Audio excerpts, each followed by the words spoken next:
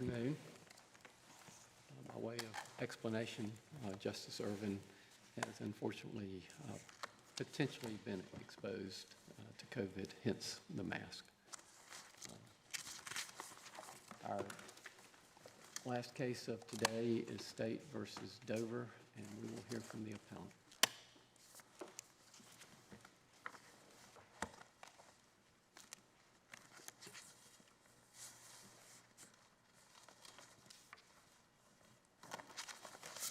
Good afternoon, Your Honors. May it please the Court. My name is Ben Zaney. I'm an Assistant Attorney General with the North Carolina Department of Justice, and I represent the state in this matter. I request to reserve 5 minutes of my time for rebuttal. At trial, the jury found the defendant guilty of first-degree murder under both a premeditation and deliberation framework as well as a felony murder framework. The underlying felony conviction was robbery with a dangerous weapon, and the jury found the defendant guilty of that as well. The defendant appealed the trial court's denial of his motion to dismiss the charges, as well as the trial court's denial of his motion for a mistrial to the Court of Appeals.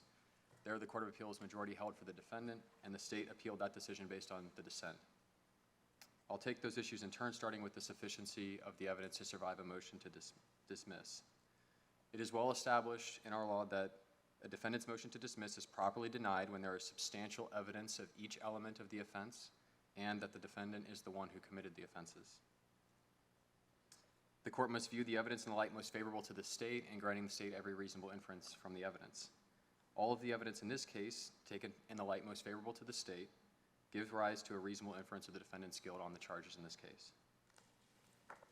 The Court of Appeals majority opinion noted that the state's evidence established the defendant's opportunity to commit the charged offenses. But as I argue here before you today, the evidence shows much more than that. It shows the defendant's motive. It shows the defendant had knowledge after the fact, and that the defendant concealed or tried to conceal his actions from law enforcement. And those things taken together indicate that the essential elements of the crimes have been met, sufficient to survive a motion to dismiss, as well as that the defendant is the one who perpetrated those offenses. I'll start by running through some of the factual basis for the charges. So first, we have that the victim carried a large amount of cash, and that he usually carried it in his pocket or in a wallet.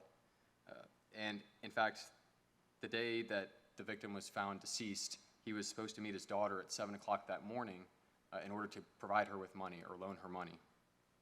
And the police search of the victim's residence found no money, no cash, when, as I said, the evidence indicates that he always had money, always had cash.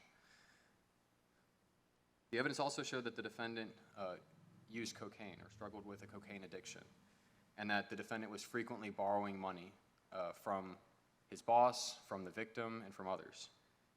And there was testimony at trial that the defendant was increasing the rate at which he was borrowing money in the days and weeks leading up to the murder. There's evidence that the victim told the defendant that he was cut off from borrowing money, and there's also evidence that the defendant took drastic steps to secure money. There's evidence that the defendant took car parts from his employer. He was a mechanic by trade, took car parts from his employer and took them back to the shop and returned them and kept the money in doing so. And for that, the defendant nearly lost his job, nearly lost a source of income. There's also evidence that the defendant's power was about to be cut off for non-payment of those bills. And there's evidence that the defendant owed his boss $300 on the day that the victim was found murdered. In contrast to all of that, there's evidence that the defendant is found, that money is found in the defendant's possession based on defendant's jailhouse phone call. That money was found in a glove, nearly $3,000 cash found in a glove. The glove was in turn placed inside a McDonald's bag, which was placed inside the trash can outside of his girlfriend's mother's residence across the street from where he lived. What do you have to say about the defendant's position on that particular matter, that there was nothing to tie the defendant to that cash relative to the elements of the offense charged? Yes, Your Honor. So the cash itself is not tied to the defendant based on not tied to the victim based on markings on bills or any kind of DNA evidence or anything like that, Your Honor. The state acknowledges that, and it acknowledged that at the time of the motion to dismiss, I believe. But the fact remains that a reasonable inference from the location where that money was found, how it was kept, is that the defendant did not want that money discovered by others, that the defendant didn't want that money found. And there are other reasonable inferences that could be. Was there any evidence in this case that the victim was missing a substantial amount of money, and that the fact that there was this $3,000 cash found to tie that directly to the victim, or is it just the circumstantial evidence that is replete in this case? I think it's the circumstantial evidence, Your Honor. Just to summarize it briefly, it's that the victim was known to deal with large quantities of cash, and that the victim was going, at 7 o'clock that morning he was found deceased, was going to give his daughter money at 7 o'clock that morning. And when he's found deceased and the police check the residence, there's no cash whatsoever to be found.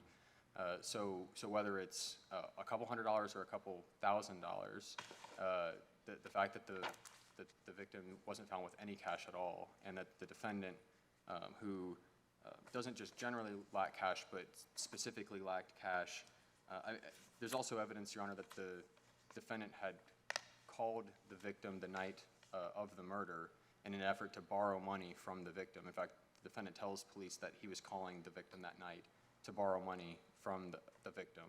And so again, we don't have just a generalized need for money on the part of this defendant. It's a specific need for money in response to his circumstances, his addiction, and that's the evidence that ties the money, in this case, to the victim. So was there any forensic or other kind of evidence that connected the defendant to the inside of the victim's residence? Not that I recall from the case, Your Honor. Not that I definitively saw. There were definitely the state conducted a variety of forensic tests, and the evidence in trial shows that, and that was offered to the jury as well as evidence of what the state did to investigate the offense. But as I recall from the evidence, Your Honor, I don't recall any specific forensic evidence leading to a connection one way or the other on that. Were there cell phone records? Yes, Your Honor, there were cell phone records, and those come into the picture in a number of ways. So first, the defendant told police that he got home at 8 or 9 o'clock that night, the night of the murder, and that he stayed home that night. That was his initial statement to police. However, the cell phone records indicated that the defendant had not done that the defendant, in fact, was out and about that night, and not only out and about, but out and about in an area of town that included the victim's residence. Additionally, the record showed that the defendant called the victim 3 times that night, as I alluded to earlier, and the defendant told police that those calls were for the purpose of getting money from the victim that night. He was calling the victim to borrow money that very evening, that very night. Not only that, but the defendant blocked his number so it wouldn't show on the victim's caller ID for several of those calls, the last 2. And then, in addition to that, when the defendant allowed police to search his phone, police found that the call logs had been deleted, that there weren't call logs stored in the defendant's phone showing those calls. There were call logs showing other more recent calls, but not call logs from before basically the police's interaction with the defendant. But again, a reasonable inference from that is that the phone is capable of storing those call logs, but those call logs aren't there because the defendant didn't want them to be there. And so that speaks to, again, not just the defendant's motive, as I've talked about before, but also that he was attempting to conceal his actions from law enforcement at the time. But the cell phone pings were in the same area, not only as the victim's residence, but also Terry's Auto Sales, where the defendant was known to spend major quantities of his time. Is that right? You're right, Your Honor, in that the cell phone pings, the location wasn't specific to the victim's residence, and it did include the part of town that also included the shop that they both worked at. Yes, Your Honor.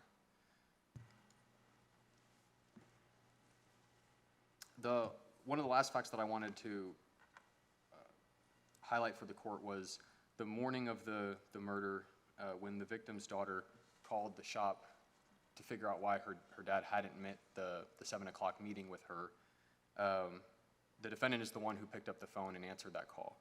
And this is about 8 o'clock the morning that the victim is found. The victim's body wasn't discovered until closer to 9:30 that morning when the 911 call was placed. So at the time that the victim's daughter calls the shop, she asks the defendant if the victim, her father, is there at work. And the defendant tells her that he's not effing there anymore. And that's his language, according to the victim's daughter.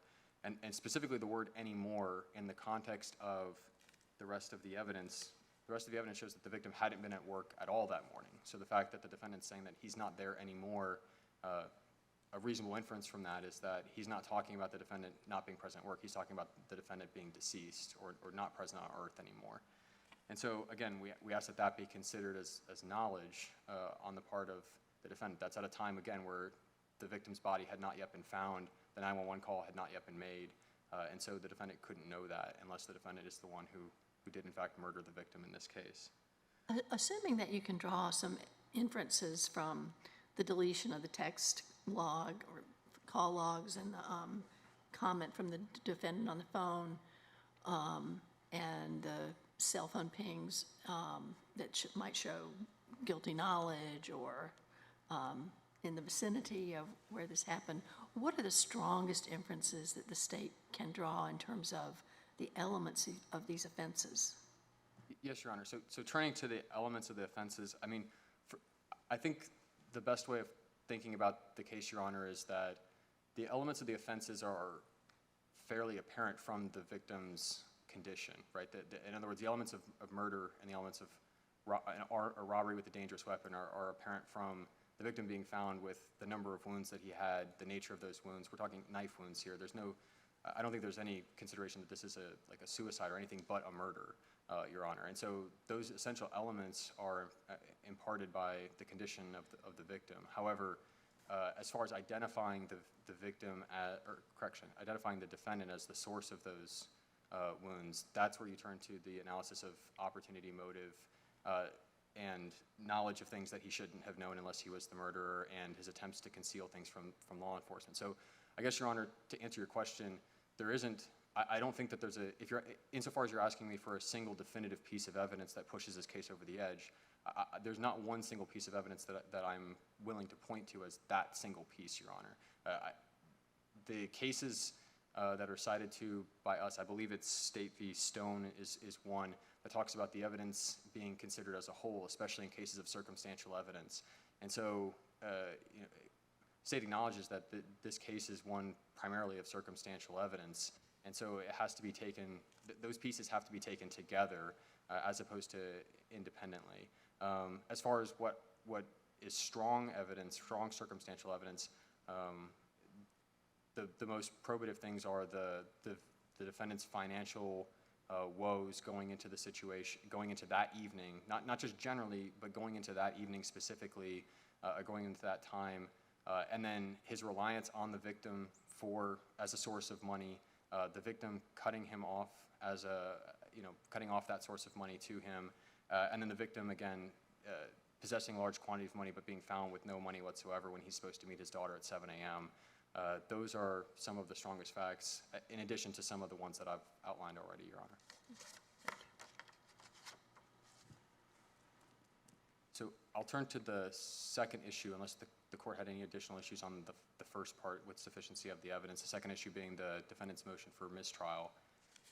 Can I ask you, I do have a question about the sufficiency of the evidence. Yes, Your Honor. There was also medical examiner evidence about the time of death, and how does that relate to some of the other circumstantial evidence? And by that I mean, I believe and please correct me if I'm wrong, but that the medical examiner testified that the death occurred within 8 hours of the body being moved? Right, am I correct about that? So I believe that one of the two medical experts testified as that. I can't recall whether that was the state's or the defendants, but yes, Your Honor, a medical expert did testify as to that. Well, so from your perspective, in taking the evidence in the light most favorable to state, what is the medical examiner's evidence, and how does it relate to some of the other circumstantial evidence? Yes, Your Honor. So I believe both medical examiners testified that the injuries received by the victim in this case would not have killed the victim quickly, unfortunately. And so I think that really muddies the water when it comes to the value of the medical evidence in this case. In other words, evidence of the defendant being at the victim's residence at a particular moment in time becomes less valuable when the defendant's or the victim's death becomes different from that time. And so I guess what I would say, Your Honor, is that 8 hours, in other words, the defendant being there at a certain time that night, when he stabbed the victim dying later on that night was consistent with the medical testimony in light most favorable to the state. And so the timeline is muddled based on that, Your Honor. And I think that's the only way I can address that question based on the evidence in the record. So I'll move to the second issue, which is the motion for a mistrial. In the prosecutor's closing statement, and this is the final closing. This was the final closing statement in this evidence. The prosecutor waived initial closing, the defendant participated in his closing, and then the prosecutor took up the final closing. In that final closing, the defendant objected to a statement by the prosecutor, and the trial court sustained the objection. And the defendant did not ask for a curative instruction. The prosecutor then rephrased the assertion that he had made and repeated it, and the defendant did not object to that rephrased and repeated assertion. Shortly after that, the trial court instructed the jury on the presumption of innocence when it instructed the jury generally on the presumption of innocence and the state's burden to prove the case.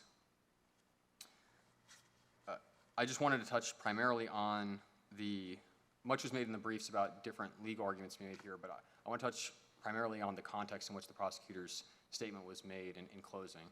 The prosecutor, shortly before the objection, was talking about the defendant and his efforts to explain things to police, and that every time the defendant was telling something to police, the police would check up on it and find that it wasn't the case, that it wasn't true. And in fact, he said, the problem is that every time they went to check on something the defendant had told them it was a lie, and everyone else was telling the truth. Everything checked out, but nothing he had to say checked out, and he's telling you a ridiculous thing. That's what the prosecutor said right before saying what the defense objected to in this closing argument. And so in that context, the prosecutor is talking about whether or not the defendant's statements to police had been verified by police. One of the things that the police had talked to the defendant about was where his money had come from. They witnessed him with money on the day that they were interviewing him, and they asked him about where he got the money. And his explanation was that he had gotten it from a particular customer who had just paid him that morning. And in fact, when police ran that down, or as evidence at trial later showed, that customer had paid the defendant several days prior, during which time the defendant had testified about spending money on various other things. And so that's the context of the prosecutor's statement here when it's being evaluated in terms of, I know defendant will argue that, has argued in the brief that there's a prejudicial effect from the prosecutor's statement, but the prosecutor's statement was more geared towards qualifying the evidence rather than a statement about burdens or burden shifting or anything to that effect. Additionally, I want to touch on some of the cases that the defendant citing in that part of their brief as distinguishable. The defendant cites to Maynor and Garner for the proposition that a trial court must give an immediate curative instruction, and that is the only way to solve any kind of error in a prosecutor's closing statement. But if you look at those cases themselves, there are instances where the prosecutor makes an objectionable statement, the objection is sustained without a curative instruction, and then later on the prosecutor makes another objectionable statement. It's only at that point that a curative instruction is given. At that point, the curative instruction is no longer immediate as to the first objection, but nonetheless, this court determined that those other objections were not, those other objectionable statements were not prejudicial to the point of requiring a mistrial. And so that we asked the court examine those cases cited carefully, in addition to the case that we cited, which is Peterson, showing a case where this court found that the trial court's curative instruction did not in fact cure the error in the case, but then went on to rule that the error wasn't prejudicial enough to require reversal or a new trial. So that's what I had on both of those issues. I don't know if the court has any other questions for me at this time. Otherwise, I will save the remainder of my time in rebuttal. Thank you, counsel. We'll hear from the appellee. May it please the court, my name is Marilyn Ozer. I'm here for a change for the appellee, David Dover.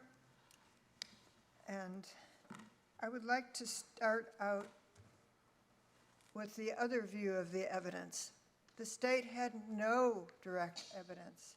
In response to some of the questions, there was blood, swabs of blood taken from Mr.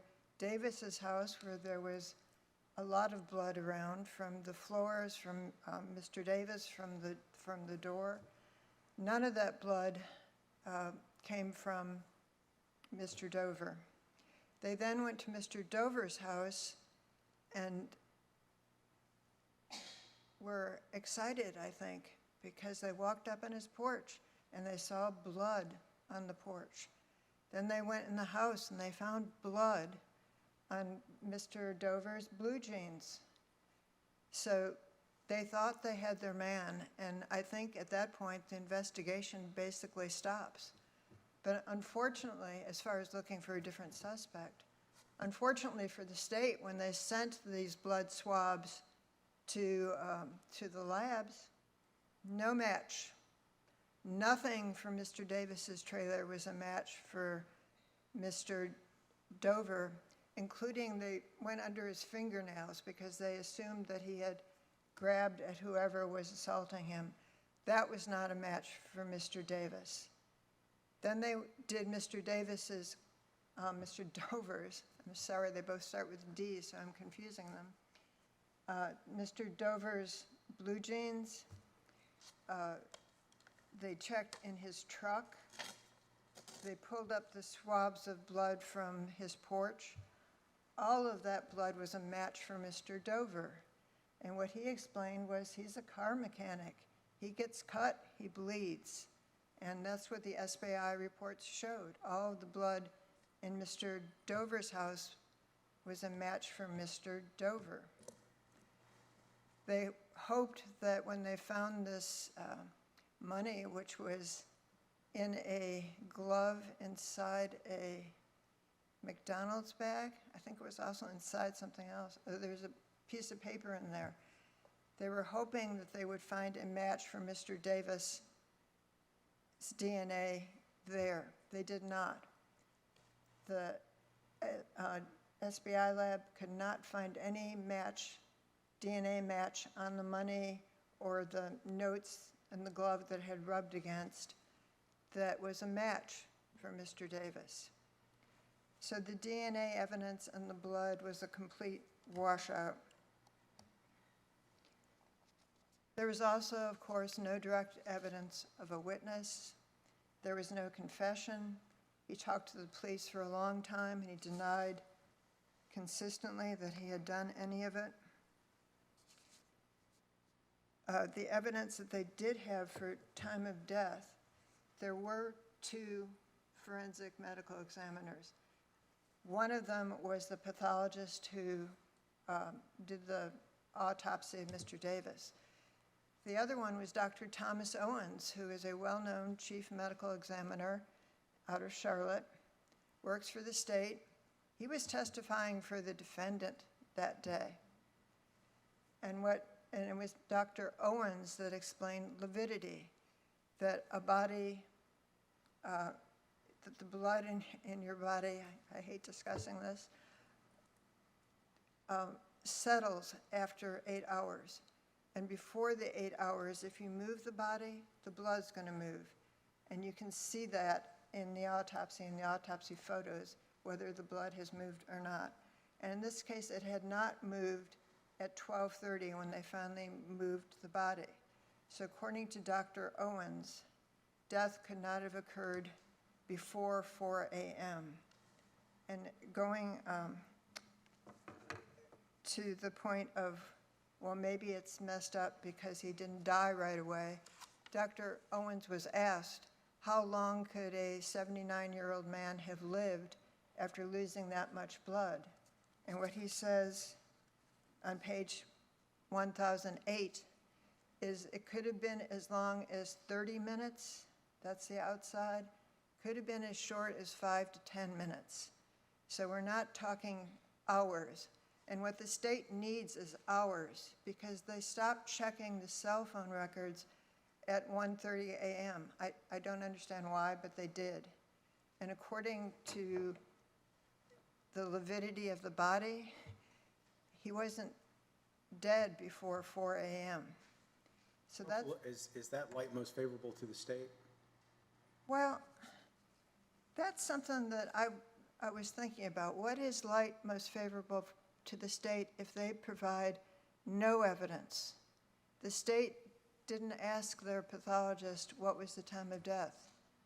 And when they were cross-examining Dr. Owens, which would have been the perfect time for the state to find out about this lividity, was it valid? What were the parameters? They didn't ask one question about lividity. What they asked on the cross of Dr. Owens was about the blood puddles that had been tracked from the living room where Mr. Davis was supposedly stabbed to his bedroom. And that's the only question.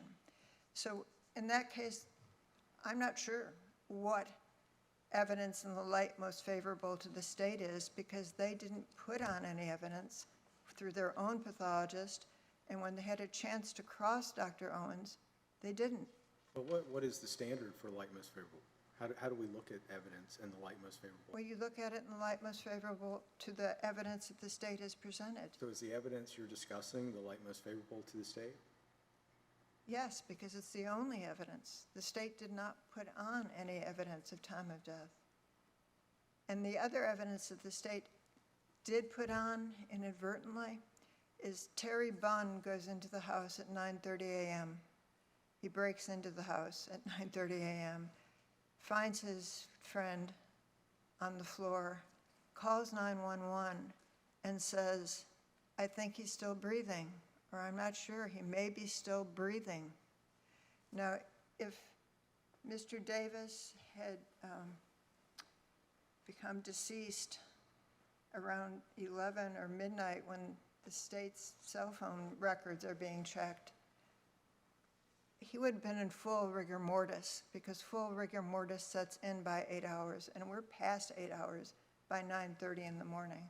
And there's no way Mr. Bunn could have looked at his friend and thought he's still breathing if he was in full rigor mortis.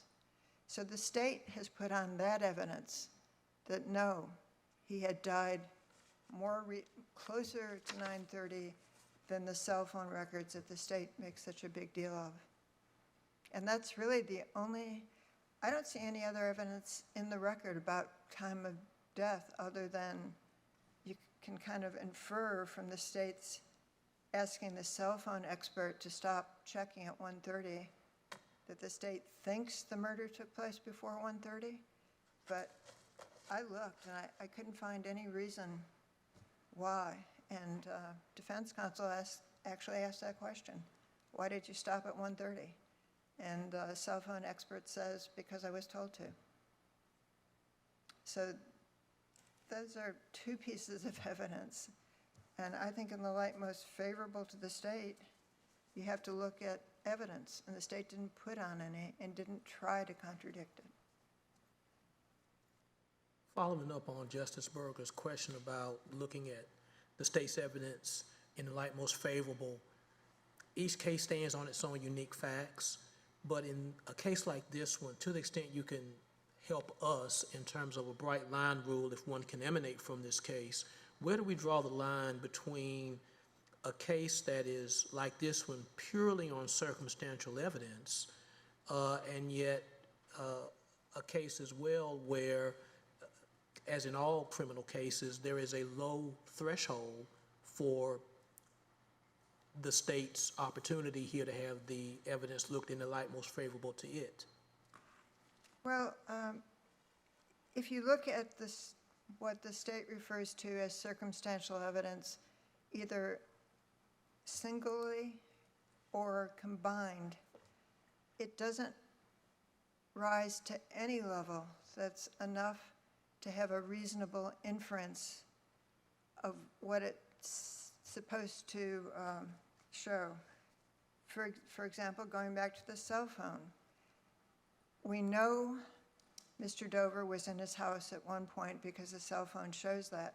The next sector includes both Terry's Auto Sales, where Mr. Dover was known to be late at night working for his own clients, the drug house where we know he was several times that night, and Mr. Davis's home. Now, in most cases that you look at and you call it circumstantial evidence, you have the client there at the place of the murder. In this case, you have a large sector and two of the places where you know he was. So it's not a reasonable inference to say, okay, and we think he was at a third place. That's conjecture, that's suspicion, that's not a reasonable inference. So to get to that bright line you want, you have to get to a reasonable inference. You have to be above suspicion and conjecture. Another thing the state points out, I don't think in the reply brief, is that they think it was the defendant because there was no evidence that the house was broken into. Now, that's contradicted by the state's own evidence because Terry Bunn, who arrives there in the morning, knocks on the door, it's locked, he looks around, finds a piece of metal, uses that piece of metal to try to pry the door open, and that didn't work, so he keeps looking around, finds a screwdriver, and opens the door with a screwdriver. So that leads you to two conclusions. Either they didn't do a very good investigation because they've got their own witness saying he broke in, or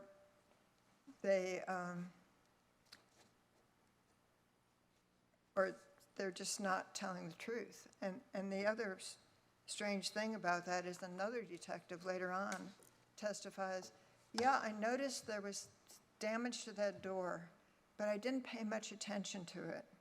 I think that's page 780, I can check it. So one of their own detectives says that he noticed damage, but he didn't bother investigating. And certainly, if you didn't think you already had your suspect in jail because of the blood you found at his house, you would be getting fingerprints from that door that was jimmied open. You would have tried to figure out how it was done. But they didn't do that. So that's not circumstantial evidence. It's not even a reasonable inference. It's a suspicion that it was David Dover because he knew Mr. Davis knew him and would have just opened the door and let him in. In terms of the defendant's depiction of there being no nexus between the cash that was discovered, the sum $3,000, and the fact that he, as the defendant, had a habit of a drug nature, constantly was looking for funds in small quantities, never seemed to have any money, but now there's this big quantity of money that was discovered by virtue of the jailhouse call. With the state being entitled to every reasonable inference in terms of what is favorable to it, what would be your response to, again, the discussion which you and I are having concerning where to draw a line? If the state's entitled to that kind of favorable treatment vis-a-vis what you say would be mere speculation? I'll just direct you to what the state said at trial. The trial court, after the motion to dismiss, asked the state, was there any testimony that Mr. Davis had $3,000 or anything was missing from his home? Mr. Taylor, no. Then he questioned the DA about the fact that Mr. Davis was known to be giving loans to Mr. Dover and to others, and asked about the amounts. And the state admitted $20 or $30. The court then says, if Mr. Davis is regularly giving out loans in the 20 to 30 to however much range, that's a far cry from $3,000. That's on pages 936 and 940.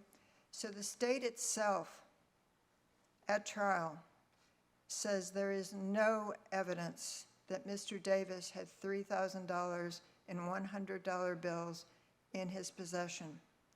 So I don't think it's a reasonable inference to not believe what the prosecutor tells the judge at the trial. But if you just want to go into flipping it and having Mr. Dover prove where that $3,000 came from, there is evidence, even the state has evidence, that he could have been collecting money. He had his own clients. Mr. Bunn says that he had use of the car lot after work for whatever he wanted, so he had his own clients he was collecting money from. Mr. Bunn pays him under the table. The state put on the witness that said he took him to an ATM and gave him $100 bills. And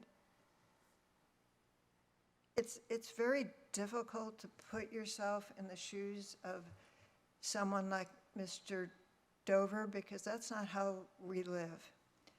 But to try to explain it, if you had a Christmas savings account or a college fund for your children, you wouldn't be taking money out of that to pay other bills.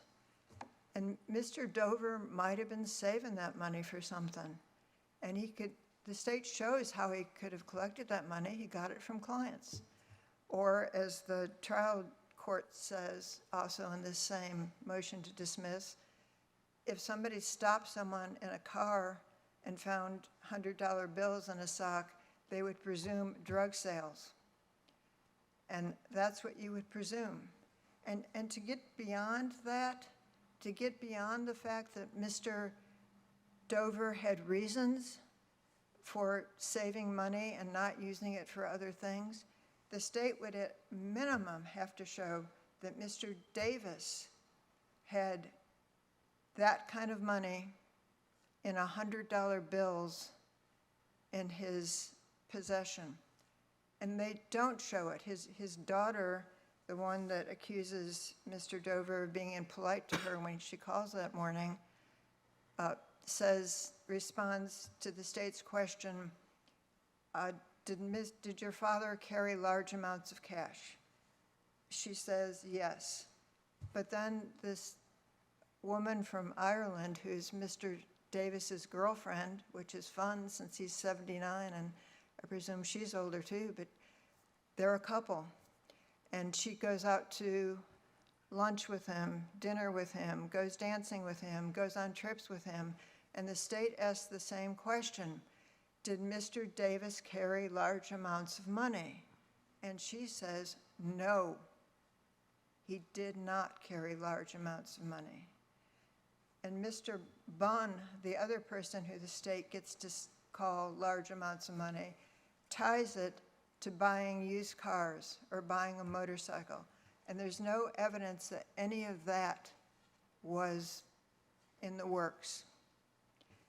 And Mr. Davis, who is a wonderful person from everything you read in the transcript, still lived in a single wide trailer, and his back door was wired shut.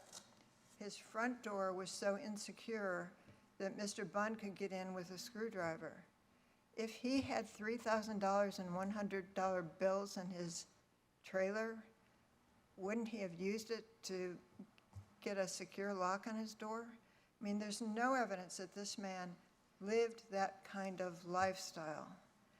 And the state specifically asked its witnesses, did Mr. Davis carry large amounts of cash? What it should have asked was, did you know Mr. Davis to have $100 bills? Did you know him to have thousands of dollars in his possession? They don't ask that. And a large amount of cash is a very subjective phrase. I mean, to Elon Musk, I can't imagine what a large amount of cash might be. But if you're living a subsistence life, and one of his daughters says she has a seasonal job, and the other one is sitting at home, she's 58 years old, and she's expecting her father to come give her $20 or something in the morning, to that level, and I know this sounds horrible to even say something like that, but to those people, a large amount of cash isn't necessarily $3,000. It could be, $100. You could look at a wallet with lots of 20 bills and think it's a large amount of cash. In order for the state to get beyond suspicion and conjecture to what you want, a reasonable inference, a bright line, they needed to ask, did you see your father, did you see Mr. Davis with $100 bills? Did you see him with a lot of $100 bills? Because there are a lot of $100 bills and $3,000. Charlotte lived right next door to him in the trailer park. She must have been in his trailer.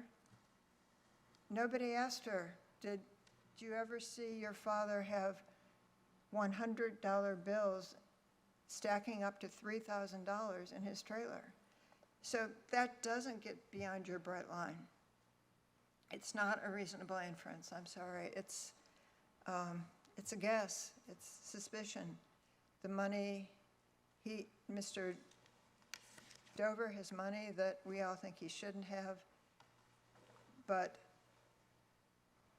there's no indication that Mr. Davis ever had that money. And Mr. Dover is probably not a saint. His record shows that he had larcenies, but he didn't have violent prior convictions. There's no indication that he ever, and he'd been a drug addict for a long time, that he had ever assaulted anyone in order to get money from them.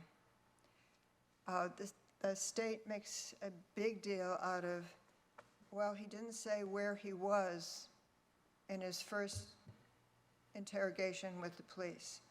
Well, one thing we know about Mr. Dover is he's on probation, because he goes to the probation officer the next day. And I mean, just imagine you're on probation, the police have called you in. Is the first thing you're going to say to them, I spent my night at a drug house trying to hook up with prostitutes? And probation is revoked the minute that comes out of his mouth. So he might have been hiding things because of guilt, but what he was guilty of was doing drugs, which is a crime in North Carolina. So to expect him to say the truth about that, Well, if you're taking his concealment of his whereabouts and activities on that night in the light most favorable to the state, what is reasonable to infer? well, That he was trying to hide something. well, you have to also look at the other evidence. And the proprietor of the drug house with prostitutes testifies that he was there 3 or 4 times that night. Came in the first time so covered with grease from working on a car that Mr. Holtzclaw wouldn't even let him sit on a chair. He went and got a metal chair and made him sit on that because he was so greasy and dirty, and told him he wasn't going to get a woman looking like that. Go home and wash up. So he went home and washed up and came back. And came back again a little bit later. In the morning, he comes back with his girlfriend. So in the light most favorable to the state, we know where he was part of that evening, at least 2 or 3 times. He was doing drugs. And I don't think it's a reasonable inference that he's lying about his whereabouts because he was over at Mr. Davis's trailer stabbing him, when we know where he was. He was at the drug house. And it's important to remember when you're weighing this evidence that there should have been forensic evidence. Dr. Owens testifies that when you stab someone that many times, the blood spurts out, you're going to be covered in blood. But they didn't find any blood anywhere in his truck. Sure, maybe he threw those clothes out, but he had to get from, if if he were the one who did it, he would have to drive from Mr. Davis's house back to his house covered in blood. And some of that would have gotten into his Ford truck, and it didn't. They looked as hard as they could. They looked for a weapon. They found a knife in his front yard, and the detective had to admit that they examined that knife. There was no blood on it. So when you put all the evidence together that they didn't have, and that the state admits they didn't have, and even the trial court wants to flip it for Mr. Dover to have to prove where he got that money, and let's all presume he got it illegally, but not from Mr. Davis. He got it either from drugs or stealing from Terry's auto sales or getting it from clients. Then the state does not get to the point of reasonable inference. It's all conjecture and suspicion. I've only got 4 minutes left, and I would like to, on the second issue, in my opinion, this court does not have jurisdiction on that issue at this point because the majority did not reach it. So in the past, when I've seen this happen, if defendant does not prevail on one issue that the majority did decide, what happens is is sent back to the Court of Appeals so that the majority can issue its opinion. So I don't have any argument on that because I don't believe this court has jurisdiction on that issue at this point. If there are no further questions, thank you, and I ask you to affirm the Court of Appeals decision. Thank you, counsel. Rebuttal.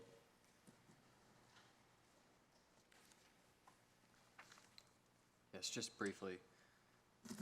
I want to touch on a few of the things raised.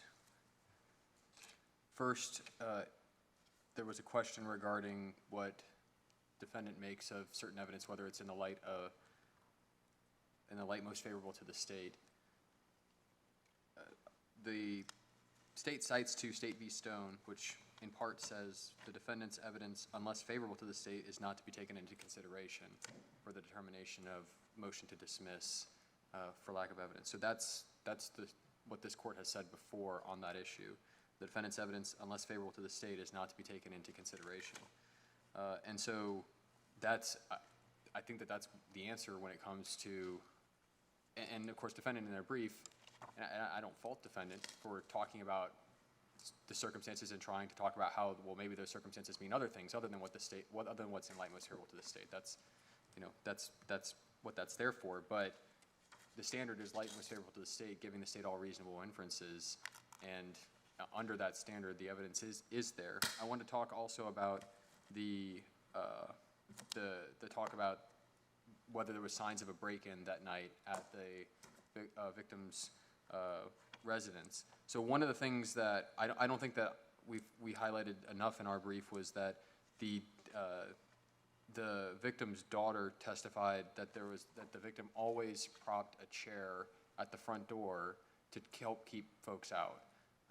And so that evidence, there was no other evidence brought forth in the case that a chair was damaged or broken into. So when the state refers to evidence that the victim knew the person who killed him, in fact, may have let that person in, part of that is that there was no chair damaged or smashed or otherwise broken into, at least not that we have in the evidence going on. And so that's part of, not just the screwdriver and wiggling the door open, but also that there was no chair propped up against the door as well.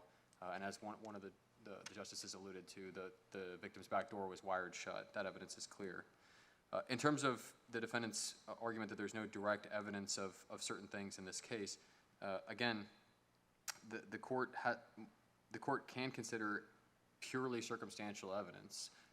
Evidence can be direct or circumstantial or both, and that's out of Winkler at 575. Circumstantial evidence alone may survive a motion to dismiss even when the evidence does not rule out every hypothesis of innocence, and that's from State v. Stone. So again, those points that defendant are hammering here don't overcome don't rise to the point that the motion to dismiss should have been granted by the trial court. Can I ask you about another case on this topic? And you cite this in your reply brief, but in State versus White, the court goes through all the things you just said, that, all the evidence is taken in the light most favorable to the state, any contradictions in the evidence are resolved in the favor of the state. And it seems, I don't know if I'm pulling this out, I'm not sure if you're familiar with the facts of that case, but it does seem that it was very similar to this case, and that the evidence was all circumstantial. And there the court said that, and ultimately the court in State versus White found that the circumstantial evidence was not substantial enough to survive the motion to dismiss. And yet there, the state was able to show the defendant was in the general vicinity of the home, that he had made contradictory statements during the course of the police investigation. They said you could even infer that the defendant was at the home of the deceased when the deceased came to her death, but that those things were not enough to go to the jury on whether he was, and again, like this case, the only issue was whether he was the one. It was clear there was a crime committed, that a murder happened. So do we have to essentially overrule State versus White? No, Your Honor. I think that the key distinction between State versus White in this case is motive. State versus White talks, and I believe State versus White cites to other cases to talk about evidence of opportunity alone isn't sufficient. That's what the Court of Appeals below in this case said about the facts here, at least the majority did. But the distinction here is that State v. White specifically says, and I have it at page 96 to 97 of State v. White, no motive was established for the crime. And here you have all kinds of evidence of motive. And so I think that that's the distinction. I don't think that it requires an overruling of State v. White. Here you have evidence of not just opportunity like you did in State v. White, but you also have that evidence of motive that you didn't have in State versus White. And just going on to the cases, for comparison case sake, there's a case that's cited by the defendant, State v. Pridgeon, if I'm saying that correctly. And I think that this case is more comparable to that case than it is to State v. White. In that case, there was no direct identification of the defendant. In that case, there was no location of a murder weapon. The defendant and the location of the body weren't consistent, and some other things happened. But the evidence that did exist was that there was one eyewitness who saw the victim getting into a car that looked a lot like the defendant's car, driven by someone who looked a lot like the defendant, and also evidence that the defendant had a motive to want the victim dead in that case. And those are that I may be selling it a little short, Your Honor, but those are the key facts in that case, and that's what got this court to approve that case, or approve is not the correct word, but to get past a motion to dismiss, Your Honor.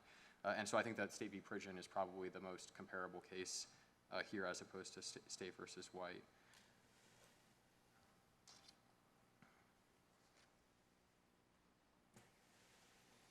The last thing I wanted to touch about in terms of the large amounts of money and the $100 bills was simply that the evidence before the trial court and by connection before this court is that the victim was in the business of buying and selling cars, buying and selling used cars. There was a lot of testimony that he carried large amounts of cash for that purpose. And so that adds context when folks say that he had a large amount of cash. You're talking about the cash to buy and sell used cars, which I think is something that we can make reasonable inferences about, as opposed to leaving it entirely up to, as the defendant would say, conjecture. So that's the last thing that I would like to address, unless there are any other questions from the court. With that said, the state respectfully requests that the court reverse the majority decision of the Court of Appeals below. Thank you. Thank you, counsel. Thank you to both counsel.